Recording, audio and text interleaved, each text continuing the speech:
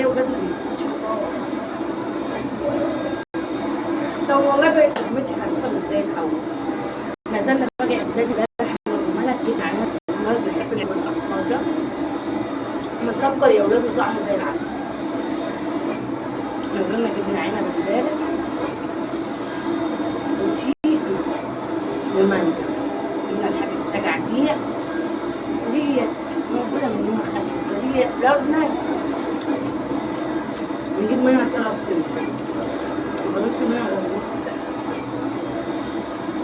وده ايه الحاجه السبعه طبعا البرتقال ده بقالي كام يوم كده ايه انا لسه بقالي فتره بتاع الكرتونه اصلا مش جاي معايا.